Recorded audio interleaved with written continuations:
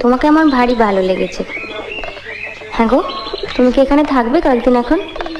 যদি না তোমরা তাড়িয়ে দাও। থাকলে বেশ ভালো হয়। ওই আলমারির কোনো ইংরেজি বই আমি পড়তে পারি না, তুমি থাকলে অন্তত পড়ে শোনাতে পারো। আচ্ছা, এই যে বললে বিহারীবাবুর সঙ্গে তোমার বিয়ের কথা হয়েছিল, হ্যাঁ। সেটা হয়নি বলে তোমার কোনো আফসোস হয়নি?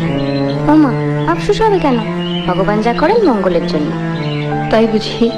এই যে বছর না ঘুরতেই বিধবা হলাম, সেটাও মঙ্গলের জন্য? সত্যি। কেন যে অত ইংরেজি পড়তে গেলে তুমি?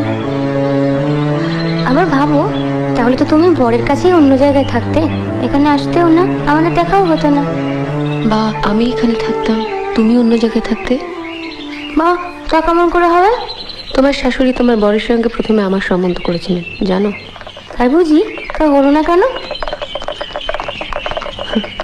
ওই যে বললি, ঈশ্বর যা করেন মঙ্গলের জন্য।